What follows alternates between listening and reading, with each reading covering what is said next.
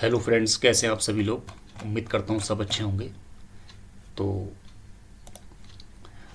काफ़ी लोग मुझसे कह रहे थे कि सर आप ए एग्ज़ाम के कट ऑफ पर एक वीडियो बनाइए, बताइए हमें कट ऑफ कितना कितना जा सकता है। तो मैंने थोड़ा 2 दिन लिए हैं ताकि मैं सारे फैक्ट्स को एनालाइज कर सकूं, सारे डेटा को कलेक्ट कर सकूं और फिर एक रियलिस्टिक कट ऑफ आपके सामने पेश कर सकूं। इससे पहले मैंने ए सिविल के दोनों पेपरों को सॉल्व किया है। अगर आपने अभी तक नहीं देखा तो उसका सॉल्यूशन विद डिटेल आप देख सकते हैं, मेरे चैनल पर ये अवेलेबल है।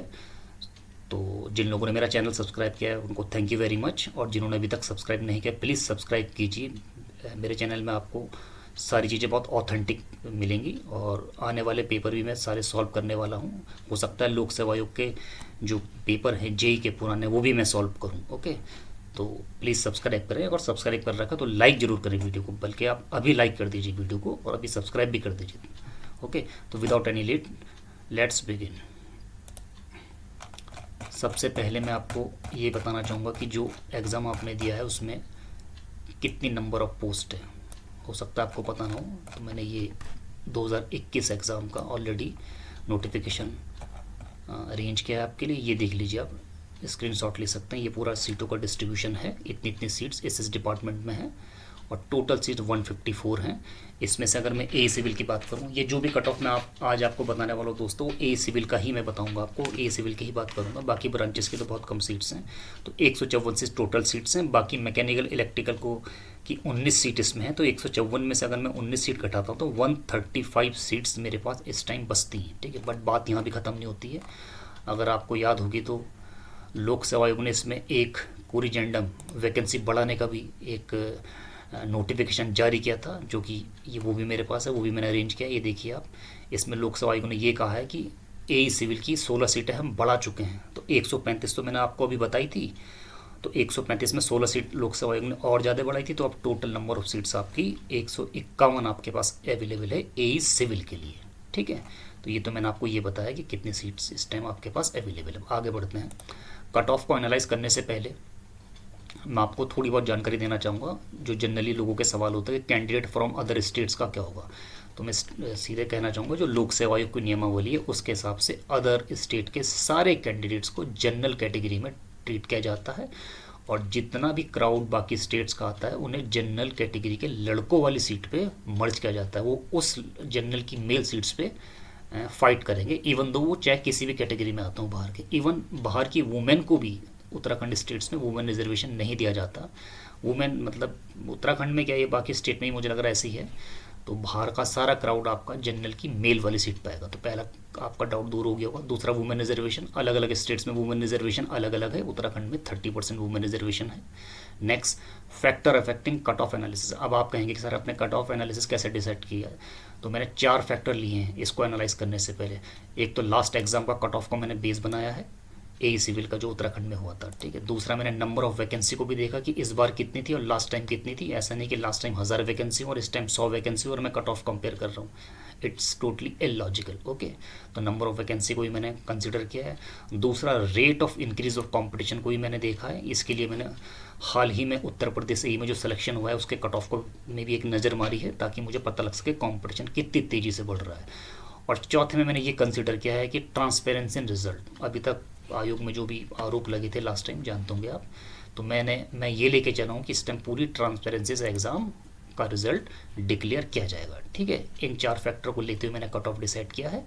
और लास्ट में मैंने ये भी आपको बताया है इस वीडियो में कि मिनिमम क्वालिफाइंग मार्क्स कितने होंगे रिटर्न एग्जाम्स के लिए भी और फाइनल एग्जाम्स के लिए भी। ओके, तो स्टार्ट करते हैं। अभी मैंने आपको क्या बताया है, सिर्फ नंबर ऑफ पोस्ट बताइए। अब मैं आपको बताता हूँ कि इससे पहले जो ए का एग्ज़ाम हुआ था उस पर कितना कट ऑफ किया था। ठीक है, तो ये देख सकते हैं आप, 2 सितंबर 2016 को उसका रिज़ल्ट डिक्लेयर हुआ था टोटल। और ये आपका ए 2013 परीक्षा का नाम 2013 है और रिज़ल्ट 2016 में इसका डिक्लेयर हुआ था। और ये कट ऑफ गई थी अनारक्षित 630, अनारक्षित महिला मीन जनरल की जो महिला 411। देख लीजिए आप, 630 और 411 में कितना डिफरेंस है। तो फीमेल कैंडिडेट्स को थोड़ा फ़ायदा उठाना चाहिए, काफ़ी फ़ायदा होता है। और बाकी कैटेगरी का भी आप ये स्क्रीनशॉट ले सकते हैं। मैं थोड़ा सा बड़ा कर देता हूँ, ये देखिए आप, ए सिविल आप स्क्रीनशॉट करके ये देख सकते हैं। मैकेनिकल वाले भी अगर कोई वीडियो देख रहा है तो उनके लिए भी वो भी अपना ये कट ऑफ देख सकते हैं। ये देखिए आप, ये देखिए, ये ठीक है। तो ये मैंने आपको ये बताया कि लास्ट टाइम कट ऑफ इतना गया था ए सिविल के लिए। ओके, अब बात करेंगे कि इस टाइम कट ऑफ कितना जा सकता है। ठीक है, तो इस टाइम कट ऑफ के लिए ऑलरेडी मैंने ये लिख रखा है ताकि आपका टाइम वेस्ट ना हो। इन सारे रिज़ल्ट को और इतने सारे फैक्टर को कंसीडर करते हुए जो मुझे लगता है, ज़रूरी नहीं मेरी आपकी राय मुझसे मिले, हो सकता है आप इसे डिनाई भी कर सकते हैं मेरी राय से, लेकिन मुझे जो लग रहा है सब कुछ देखने के बाद, ये आपकी कट ऑफ रहेगी इंटरव्यू के लिए। Cut off for interview, general mail के लिए 640 660, जनरल फीमेल के लिए 420 से 440, बाकी आप देख सकते हैं ये आपके कट ऑफ रहेगी।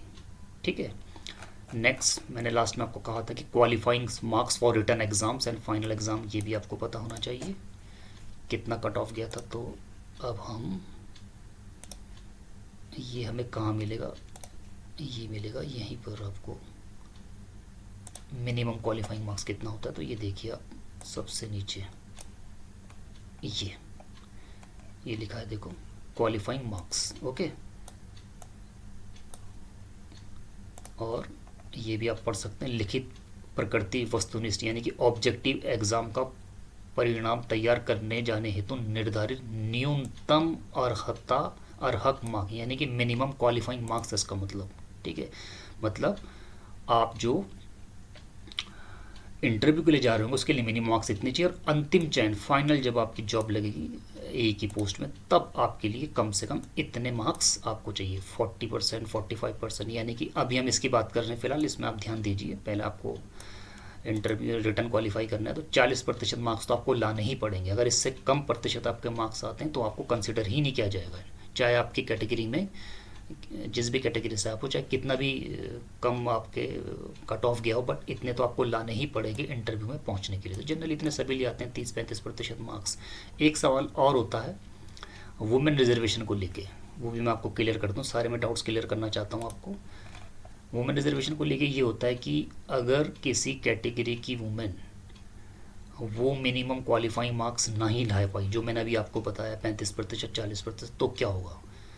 ये होता है कि उस कैटेगरी की वुमेन की वो सीट उसी कैटेगरी की लड़के वाली सीटों में ट्रांसफ़र हो जाती है। फॉर एग्जांपल जनरल का मान लीजिए आप, ठीक है, जनरल की सीट में कितना है, 40% था मुझे लग रहा है, जनरल की सीट में आपको 40% मार्क्स लाना जरूरी है। वुमेन रिजर्वेशन 30% है। अब मान लीजिए कि 30% वुमेन को जब उठाया लोक सेवा आयोग ने सिलेक्शन के लिए, तो उस केसेस पे आप ये मान लीजिए कि बहुत सारी वुमेन 40% नहीं ला पाई, अगर मार्क्स माना 38 ही ला पाई प्रतिशत मार्क्स, ठीक है, तो उस सीट को क्या होता है, उस सीट को ट्रांसफ़र करके जनरल के ही लड़कों को दे दिया जाता है 40 या 45% में। ठीक है, तो ये रिटर्न में भी होता है रूल्स, और ये रूल्स फाइनल सिलेक्शन में भी होता है। तो कोशिश ये करिए आपकी इतने मार्क्स आप जरूर लेके आए। ओके, बाकी अगर आपको और कुछ भी पूछना हो इस रूलिंग के लिए, तो आप मुझसे पूछ सकते हैं कमेंट सेक्शन में। I will try to reply your question. Okay, तो उम्मीद करता हूँ आपको पसंद आएगा मेरा एनालिसिस, मेरी मेहनत। अगर पसंद आएगा तो प्लीज़ लाइक ज़रूर करें और शेयर ज़रूर करें। Okay, so thank you very much.